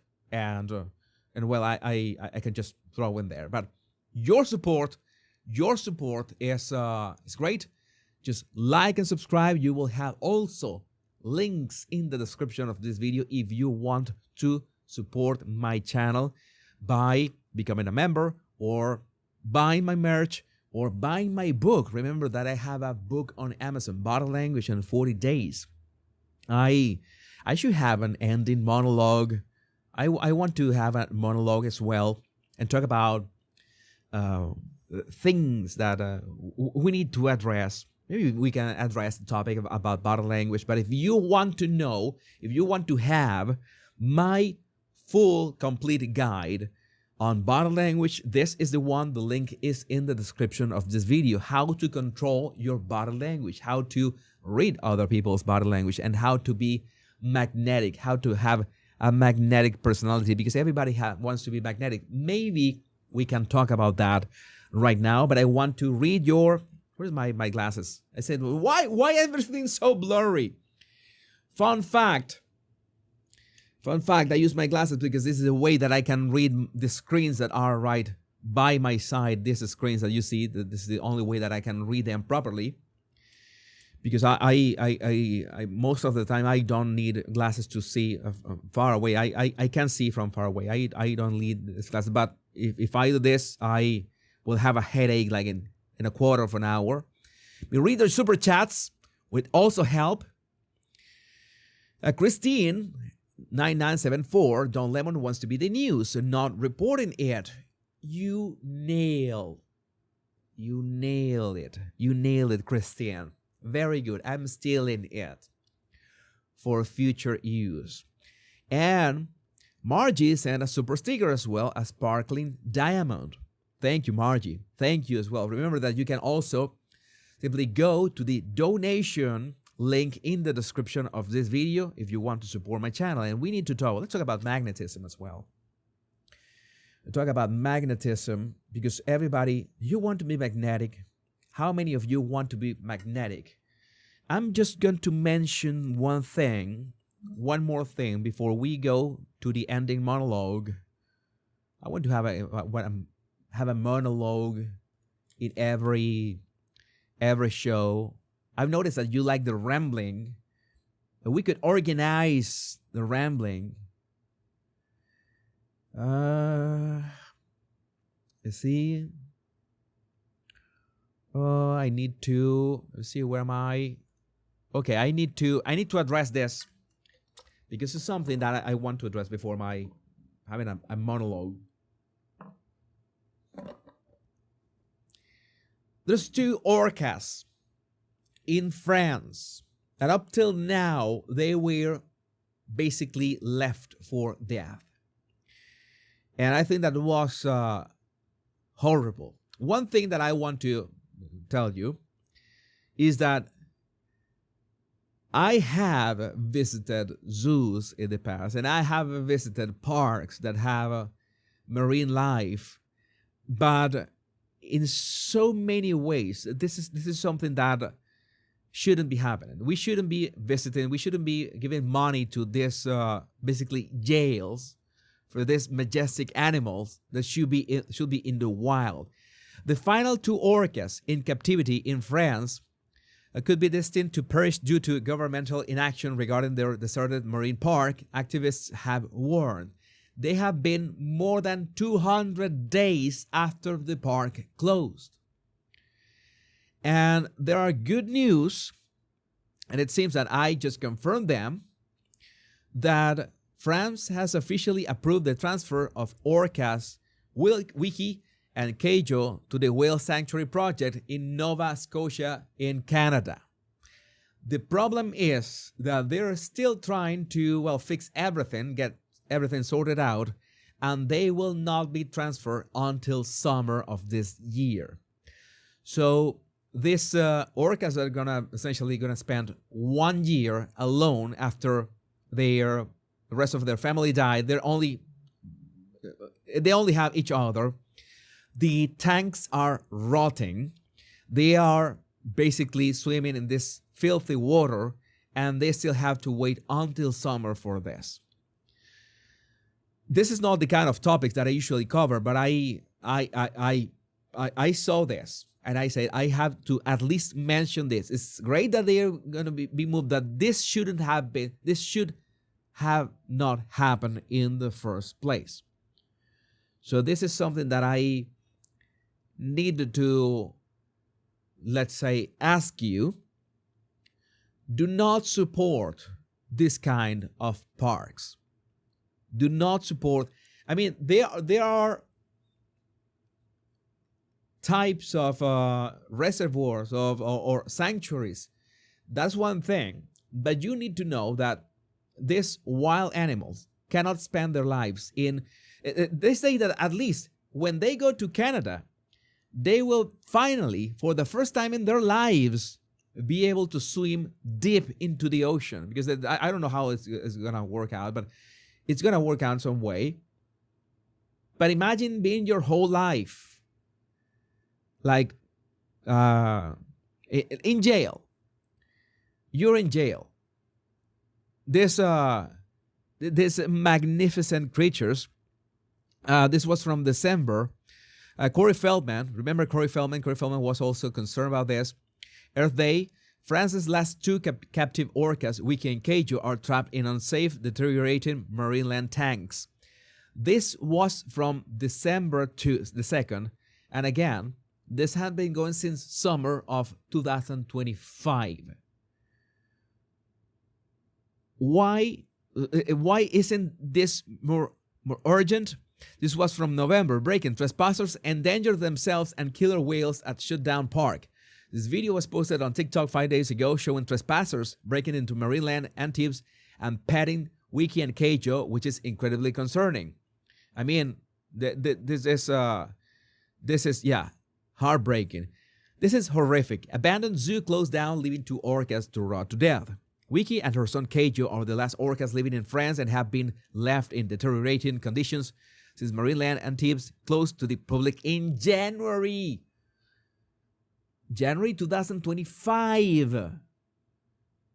1 year.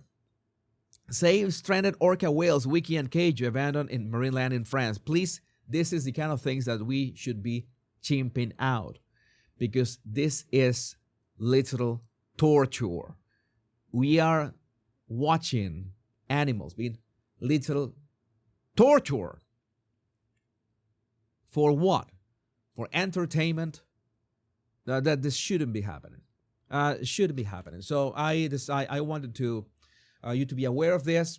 Aware to finally it has been green lighted, but it's gonna take too long, and we hope, of course, that the orcas survive for 6 more months until the summer. I hope that it is faster, but it seems that how this happened, how governments allow this to happen, I don't know.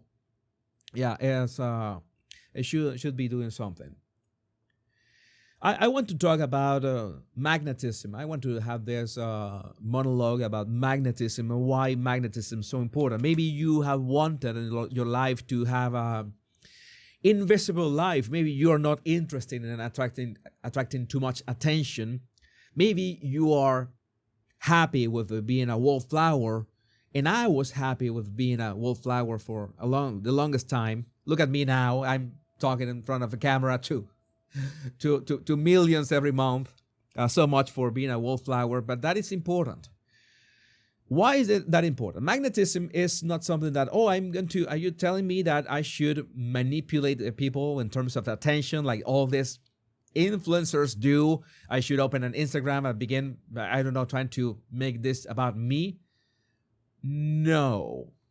Actual magnetism comes from making people want to be with you because they find you interesting. That is the most important magnetism out there. They have to find you interesting for some reason. And the first step, and it's a step that I have mentioned over and over again, that you should be interested for yourself in the first place.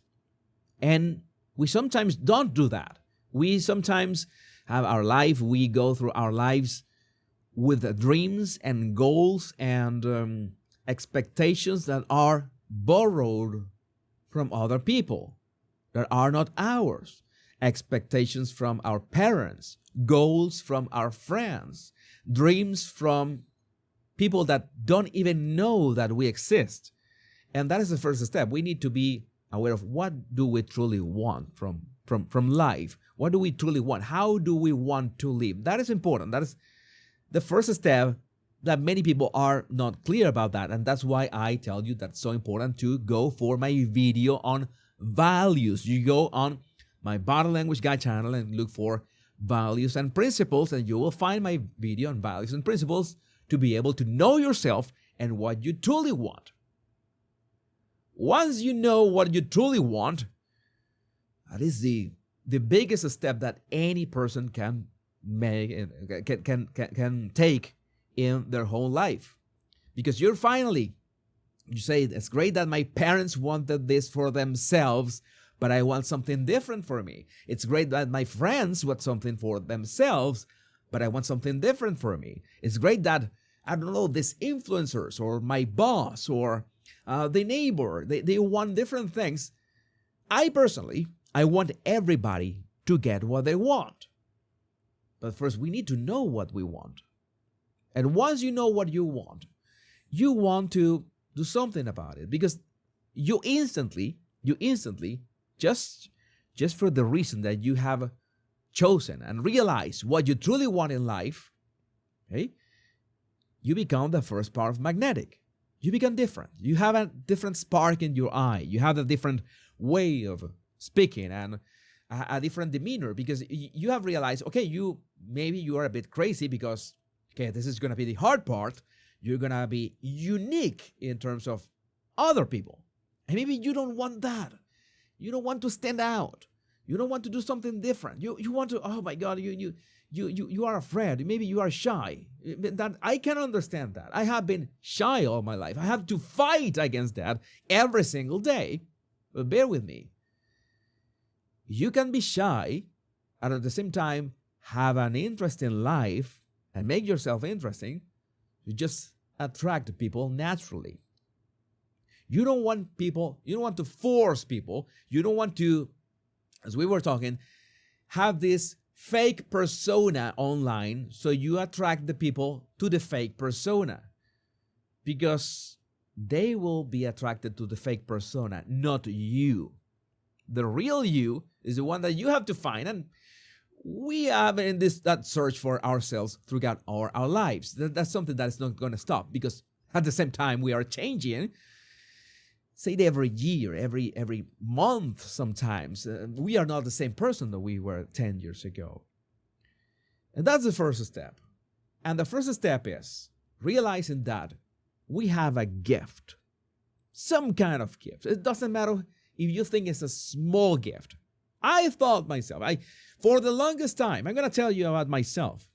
I had this issue coming from Venezuela, that's kind of a stigma. I am not an engineer. I am not a doctor. I am not a lawyer. I am not I don't know, what is the, there's like 4 of them, but that is the main ones. You're not an engineer. You're not a doctor. You're not a lawyer. You failed at life. You failed at what are you? And I would say at this point of my life, I'm comfortable in saying I don't know what I am. I just exist. I don't have a concrete form, and I'm okay with that. I am who I am, and that's it. I was a bit difficult when I was 17 or 18 years old. It could have been difficult for you. It's something that you begin to realize that, yeah, those were expectations of the people around me. And it took me a lot of time to separate myself from those expectations. Find myself and realize, okay, I have this gift. What is that gift? Well, I have a gift that maybe I can connect dots. Maybe I have some ability in front of the camera. I love learning things. I love explaining things so that anybody can understand. I love all those things. Maybe I can use that for good. And I have realized just very recently that that's what has guided me all my life. Graphic design, 3D modeling, movies, media, YouTube, everything has been communication. I had to realize that's what I do. That's what I bring to the table, and that's what makes me interesting, and that's what makes me magnetic. Not because I am forcing somebody that I am not that I'm trying to pretend that I have I don't know how to say, like people who pretend who are rich or something like that. I don't know how to say it. Maybe pretend that you are somebody that you are not. Which now that we were talking about orcas in cages for years and even decades, that is a very disturbing and very ugly cage to be in. Pretending that you're somebody that you're not. And the most dangerous part is that you might attract people like that. You might attract people. And most likely you will attract people. And you will say, okay, I feel, maybe you feel, okay, that the people are coming for you. No, they're coming for the persona that you created, the mask that you created to be able to deal with the world. Now, this is not to say that we need to keep our distance with people, not reveal too much. If you reveal too much, that's not going to end well. Maybe that is a topic for another of these monologues. But if the mask that you are wearing is not for protection, but for pretending something that you're not, you're going to attract the wrong people. You're going to attract people not for your real self, but the other self. The real way that you attract people And the real way that you will feel fulfilled by attracting that people is being of service for people. And that this is something that I've said. Be of service. How to be of service? Well, you have to identify your skills, and you have to identify your talents, and you have to identify what are you willing to put work into, because of course, maybe you have a talent for the piano. You have to sit down and play the damn thing, because if you don't put in the hours, then it's not going to come to fruition, that talent, those skills, those magnificent music that you might be playing, and maybe you can make people happy with playing piano, and that's why you're here. And the thing that it makes this social media is the same concept that we have spoken about.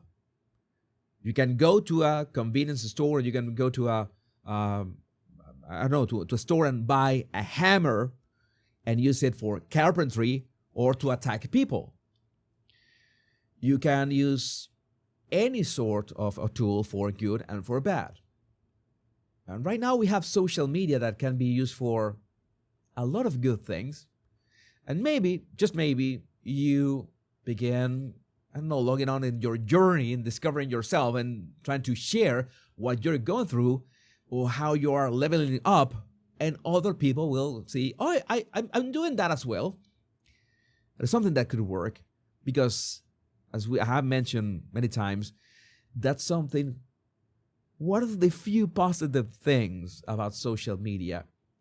They will make sure to connect people with similar interests.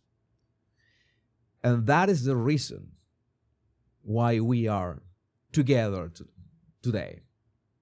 Because the YouTube algorithm, the X algorithm, I speak about things, I try to make sense of things. That has a resonance with you, and that's why we are together. I found that to be the easiest way, in fact, for me, a shy guy, somebody who is an introvert, to be magnetic and actually be able to, for me, this is amazing.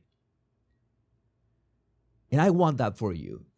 I want you to find those people. It doesn't have to be thousands of millions of people. It could be 2 or 3 people who share that passion with you. And that passion sparks from within you. And precisely that is the signal that you send once, of course, you have fixed the little machine inside you that sends that signal. And that signal will attract the right people. And when you attract the right people, your life will be infinitely more fulfilling and much easier to find your purpose. And that is my words for today. Yes, that was nice. I paint, I draw, I do everything. I always wanted to sculpt as well. I haven't had time. Maybe at some point I will be a sculptor, but right now that is